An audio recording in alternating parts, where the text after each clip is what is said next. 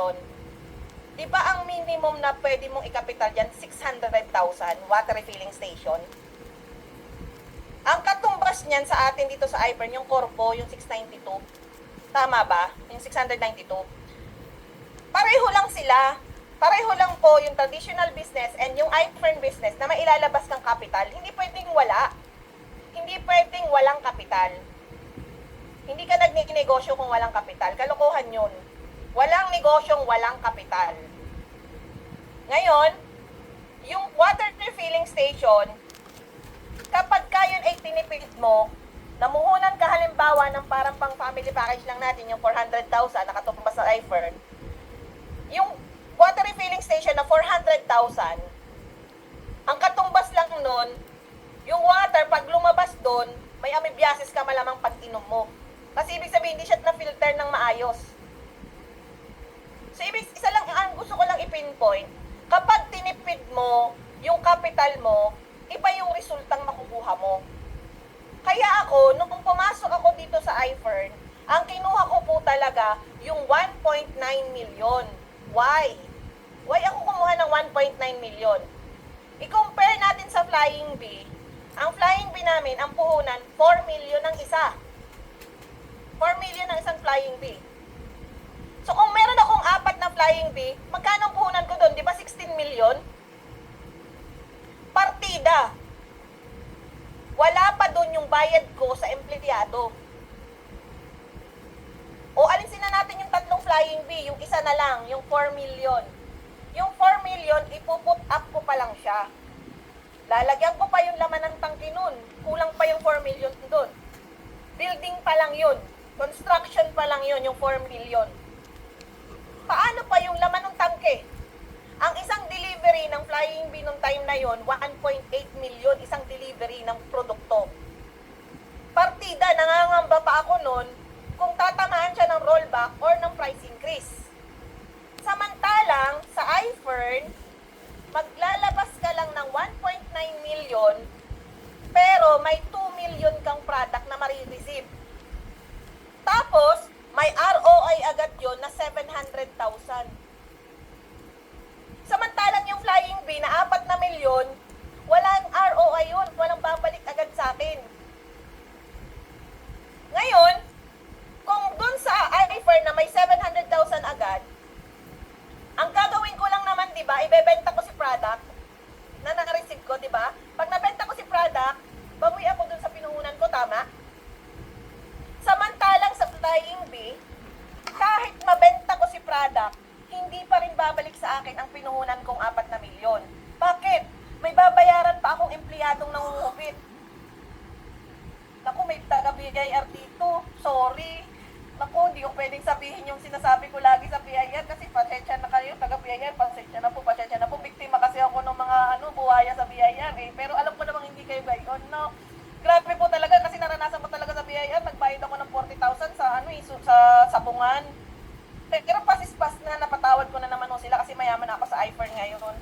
Pero talagang pagtawarin po ako ng Diyos, talagang ako na-trauma po ako sa BIR. Hanggang ngayon po ay hinaharap ko yung mga BIR na yan. So ito po, wala akong ganun dito sa iFern. Walang ganung BIR. Tapos, ang maganda po sa iFern, di ba katapos na mamuhunan ng 1.9, hindi ako pipila tuwing January. Di ba ang mga negosyante na pila ng January makuha ng permit, tsaka yung yung mga barangay clearance, kung ano-anong ganun, di ba? Tapos, a 15 at a 30, ayan na. Diyan na naman tayo kay BIR, di ba? 15 at saka 25. Tapos a 15 at a 30 pala, yung mga nangungupit nating empleyado, di ba? Sila yung may day off, ay ako'y wala. Grabe. Tapos, namuhunan ako ng 4 na milyon. Yung 4 na milyon na yun, hindi ko pa alam kung makukuha ko yun or mababalik ba yun sa akin or hindi. Samantalang sa iFern, alam nyo po, 1.9 million may automatic na babalik sa iyo na nasa kulang-kulang 700,000. Tapos, ibebenta mo lang naman si product. Ay kung halimbawa umabot ka ng 2 taon ng pagbebenta ng product, 2 taon, 700,000, kinita mo pa rin yun. Tama ba? Ay paano kung halimbawa, nagaya mo ako, 6 na buwan lang, ibinenta ko yung 1.9 na yun. 6 na buwan, di kumita ko 700. Ay ngayon, yung 1.9 million na yun, ibinili ko uli. Alam niyo po, mapapagbentahan nyo sa 1.9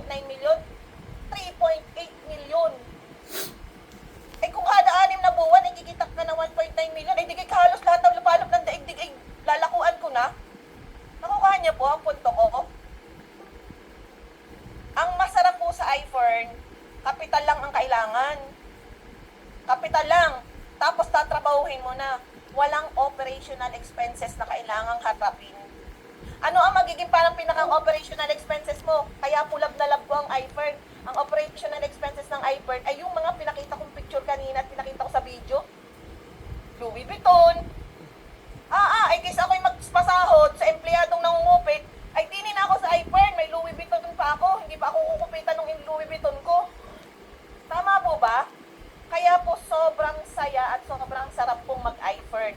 Plus, ang iFern po ay tawag doon, yung portable. Ay kahit saan, ay pwede kang mag-iFern. Ako po'y kahit nasa airport ay nag-iFern.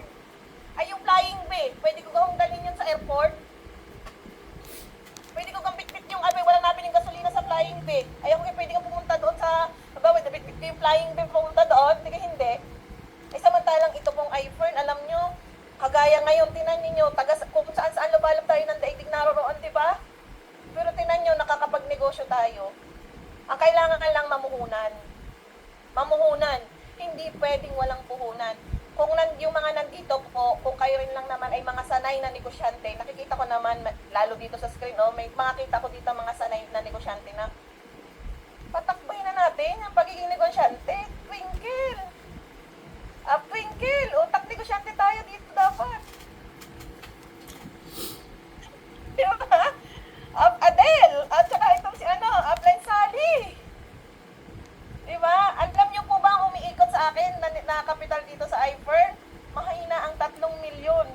Alam niyo kahapon, kung kayo po ay utak negosyante kahapon, kung pinairal natin lahat ang pagiging utak negosyante natin kahapon, alam niyo po, ang pinamili ko lang kahapon, worth 300,000 na Pernsy Beauty. 300,000 na Pernsy Beauty. And ang nakuha ko, milyon-milyon na freebie. Kapag po pinairal ninyo ang pagiging utak negosyante dito, ang laki ng nakukuha. Huwag niyong titipirin ang negosyo na ito. Bakit? Sariling niyo itong negosyo. Yung mga nandito po na gusto palang sumali, kagaya ni Ma'am Susilin. Ma'am Susilin, gusto man nang sumali, di ba? Ma'am, sir, yung mga bago pa lang po dito, yung hindi pa po member, wala po tayong mahanap na negosyo na ganito lang kaliit. Ang diniscuss ko po yung 1.9. May maliit naman po kung gusto niyo ng maliit. Yung 385,000, pinakamaliit na po yun. Huwag kayong sasali lang sa iFern. Ayaw ko nang nasali sa iFern. Ang gusto ko po ay nagne-negosyo sa iFern. Ma'am, sir, kung kayo po ay gusto nyo po ng negosyo na hindi masyadong marami ang stress. Hindi ko sinasabing walang stress sa iFern, ha? Alam nyo po, nakaka-stress dito. May stress akong nararamdaman ngayon. Bakit? Hindi ko na alam kung saan ko ilalagay yung mga sapatos na pinamili ni Buddy. Ganon yung stress level ko ngayon.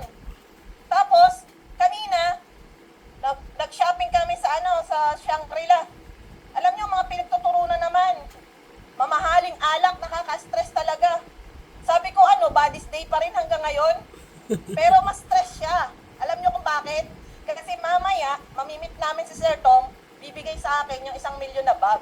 Sabi niya, mamayang gabi, hanggang ngayong araw, hanggang alas 5 Buddy's Day. Pero mamaya, mga alas 9 or hanggang alas 10 ng gabi, Cecil Day na. Kasi makukuha ko na yung bagong-bago kong Hermes na bag. Ganun ho ang level ng stress dito. Nakaka-stress talaga. Grabe, kung gusto nyo ng ganong stress, yakapin nyo po at mahalin yung iFern. Kung kayo po ay nayabangan sa sinasabi ko, it's okay. Pero, hinihiling ko po, huwag kayong mayabangan sa sinasabi ko. Sa halip ay ma-inspired.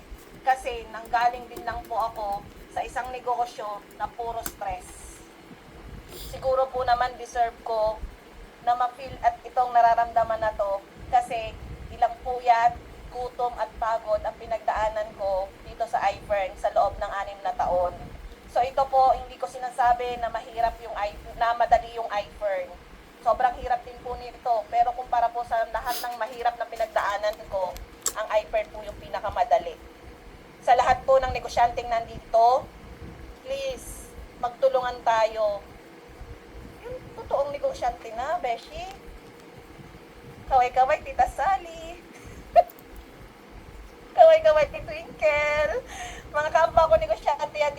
Fern, pagtulungan natin. Kasi alam nyo, lalo to nung dumating to, sobra akong nasisiraan ng ulo dito sa FD3X. Magtulungan tayo mga kapatid. Kasi pag tayo mga negosyante ang kumikilos, kakalat ng todo to sa buong mundo. Alam nyo, ang mission ko naman dito, hindi na more on sa pera. Kaya nananawagan ako sa mga negosyanteng nandito, tulungan nyo kami. Ilaganap natin to sa buong mundo kasi gusto kong maraming tao ang hindi na madialysis. Yun man lang, wag na yung pera, beshi, kasi kasunod talaga siya, dadami talaga ang pera natin. Pero yung marami tayong hindi na matutulungan na hindi na madialysis,